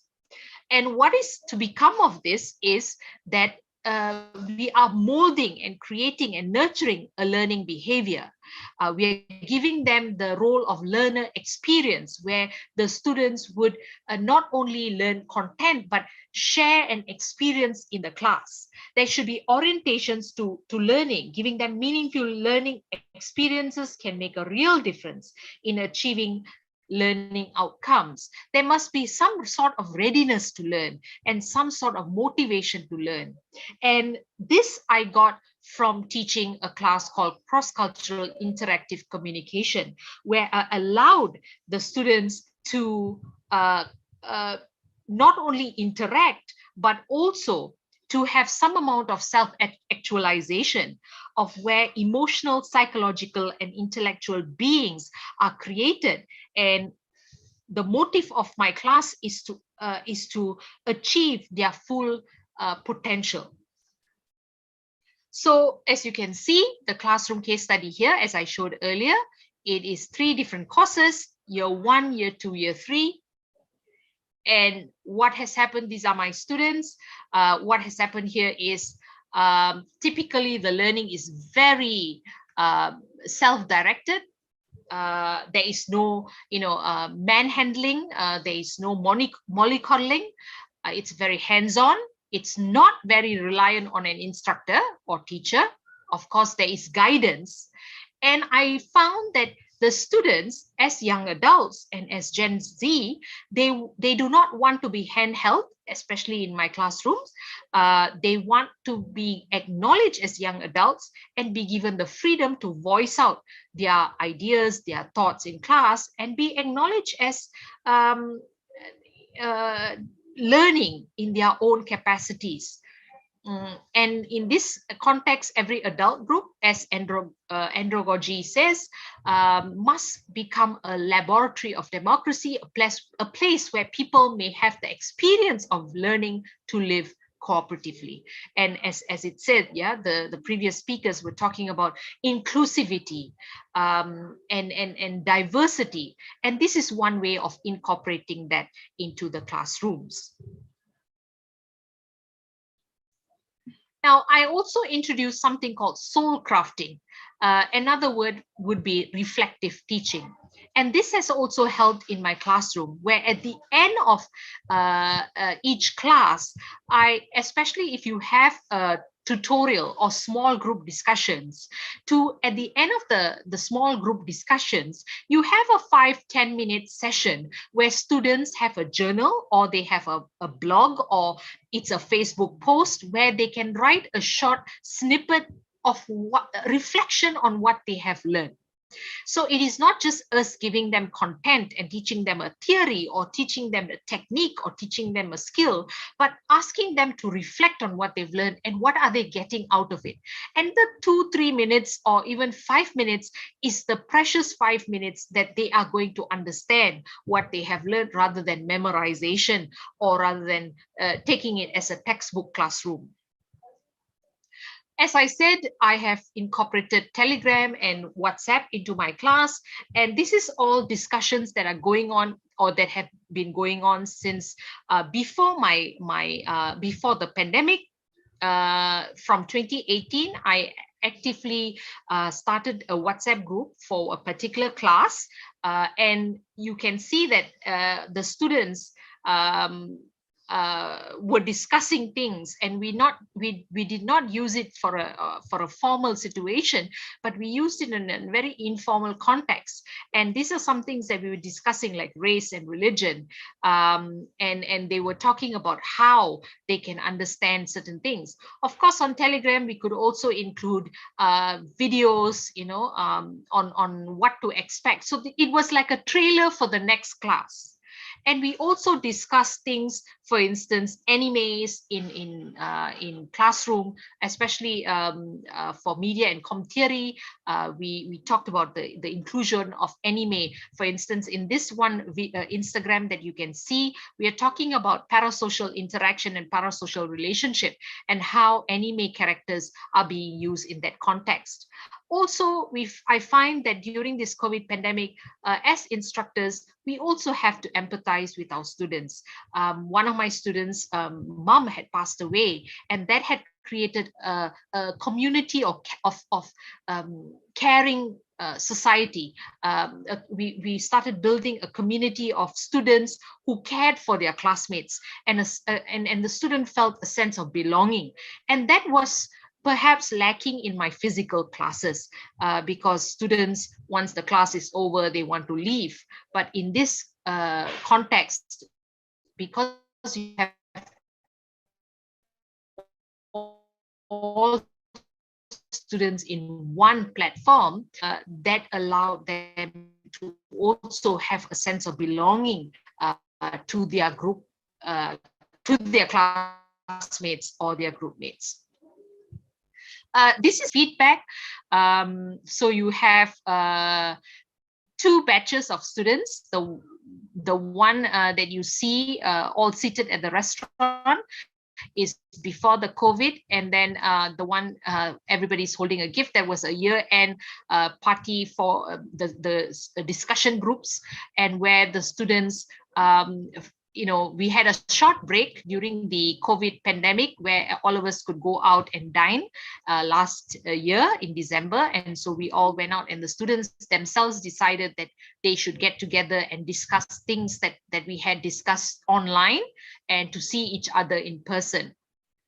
Of course, one of the things I discovered also is that the students who are together in physical classroom, it encouraged continuous learning, whereas those who are online completely, the connectivity is lacking, as what Prof. Suresh said earlier on. We love being in the classroom and teaching our students and seeing their interactions and so on, as much as it has worked, but nothing, of course, nothing being in our classrooms. So, that is something that we should all appreciate.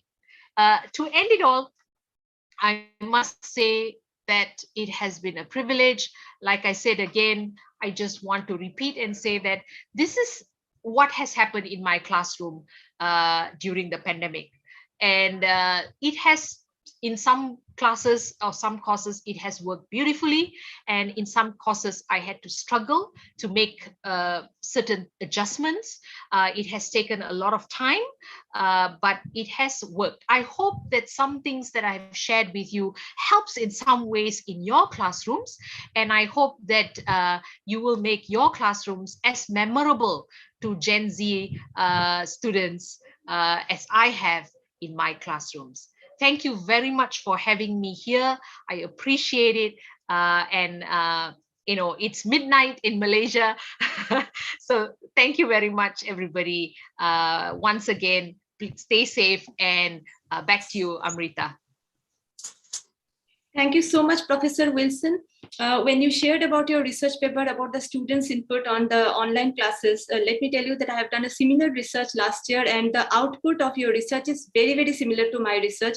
I'll collaborate with you to talk further on this. Thank you so much for your time and for the lecture. I would request Professor K.J. Suresh to give a closing remark now, and then I'll be giving my vote of thanks. Thank you, Amrita. What a feast of ideas. What a festival of ideas. And I think that today's session has satiated to a great extent our hunger for information related to media education. Now we are all feeling hungry physically. We need food now. It's already 9:30 in the evening in India. And but it was such an enthralling session, back-to-back session. One speaker after another, right from the legendary Professor Nagaraj to Dr. Sharon Wilson, to industry expert, to policy makers, all contributing immensely, giving new ideas. I believe that the success of any event depends to a great lot on the new ideas it throws up. And I think some really good ideas. We also realized from Dr. Wilson's presentation that, we all face similar problems. We all face similar problems in the classroom, but we have diverse ways of dealing with it. And the experience she shared with us would be worth emulating for many of us. I just want to conclude by saying that, as I said, it's already getting late, but I wanted to say that what is important today, after listening to both the experts on skill, to the insightful talk on research by Professor Nagaraj, that we need to bridge this disconnect between the practitioners and the scholars. We need to bridge this gap, because currently we are working in silos. The research is happening, but is the industry listening? Are the policy makers listening? Are the government, for example, has so many initiatives through which the ICT, they want to reach out to the people at large. But every day in every university, research scholars are studying ICT, social media, everything ad nauseum. But do they even bother to check the policymakers with the academic institution, with the think tanks? What is it that needs to be done? Is the media, we are talking about a lot of research, but is the media actually looking into the kind of research that's happening, or is it that we are keeping them in our archives and libraries? It's important to bridge this very significant gap which needs to be bridged. And perhaps that is the whole idea of this Global Communication Education Conclave, where we are not just getting people from the academia, we are getting the policymakers, we are getting people from the industry, and we are giving them a global perspective. That's the whole idea. And kudos Dr. Amrita Chakravarti and her team, and hats off to Professor Ujjwal Chaudhary and the great team he's leading. And kudos to all of us for making this happen. People thought that this may not, but today's event, the grand launch of this great series, has really inspired us to do it better with every new episode, with every new day, with every new program. We will make it more interesting, more insightful, more interactive, more informative. On that note, thank you to everyone. Good night, and see you soon. Same space, but with different speakers. and panelists. Thank you. Good night, everyone. Jai Hind, Jai Bharat. Thank you, Professor Suresh, for the note of appreciation and the closing remark. As a vote of thanks, I'd like to take this opportunity to thank Professor K.J. Suresh for chairing today's session. It was indeed a pleasure to host Professor K.V. Nagaraj, one of the biggest names in the Indian media and education domain. We thank him from the core of our heart. Sobin Kuriakose enriched the discussion with his extremely erudite submission. Thank you, sir, for gracing today's occasion. Ramesh Hanumakonda imparted a corporate dash to the entire program. We take this opportunity to thank you. We also thank Professor Ashutosh Dutt, Komal Goel for presenting their paper. Last but not the least, today's webinar would not have been complete without the talk of Dr. Saren Wilson. And we thank her for coming together and making this as a wiser talk. I also thank Professor Ujjwal Kumar Chaudhary and Dr. Umashankar Pandey for running the show efficiently. I also thank all those who work tirelessly to make the show a design, technology, and content success. Last but not the least, let me thank all those who have spared time to attend today's webinar. Knowledge, as they say, never go waste. I'm sure that it was a fruitful experience for all of them. I would like to invite Professor Ujjwal Kumar Chaudhary, Secretary of Global Media Education Council, to give a brief on the next day webinar. Over to you, Professor Chaudhary. Thank you, Dr. Amrita. Very forceful presentation of the whole evening and leadership to the program. I would not forget the focus on, post-truth era and the post-structuralist phenomenon in media research that Dr. Nagaraj has put forth. The ethnographic angle, the interdisciplinary angle, focus on language and cultures in a diverse country. I will not also forget the focus on skills that Sovins has brought in, Mr. Kuriakose, and the importance of skills in the particularly context of media and communication coming ahead. Ramesh has taken that further, bringing in convergence of media and technology in a very pertinent and with a lot of facts and figures. And that was very, very useful. In fact, I also appreciate researcher Komal for the backdrop and context of birth of different political parties that she has brought in. And surely, Sharon Madam, Dr. Wilson, active learning techniques, soul crafting. This is something I learned today. My takeaway for today is soul crafting, reflective teaching, small group discussions or blogging on reflecting on class content. What a fabulous concept. So thank you very much. The next day is on 25th, which is Monday, because weekend, let's have a relaxation. Peep into broadcasting and public relations from policy to practice. And the day will be led by Dr. Manaswi Maheshwari, a young dynamic scholar and academic. She is an associate professor of DME Media School in Delhi, NCR. And the day will be presided over by Professor Ambarish Saxena, Vice President of GMAC, and also the founder dean of DME Media School and director of the International Relations of Delhi Metropolitan Education. We have Professor S. Raghavachari, founder course director of Radio and Television Department of Indian Institute of Mass Communication, IIMC, who would be given the honor of for lifetime contribution and would be also speaking on broadcast journalism. We are very happy to have Miss Catherine Lancioni, who owns a PR agency, a prominent PR professional, an eminent author from the USA, as our keynote speaker. And we shall be having an industry speaker and two researchers. Just now, I don't have the names in front of me, but the focus will be of the next day on broadcasting and public relations. Thank you, everyone.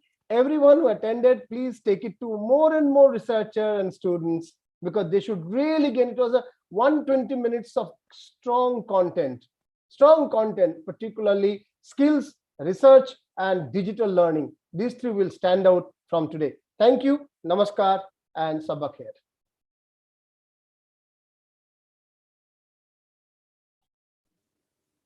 Thank you. Thanks.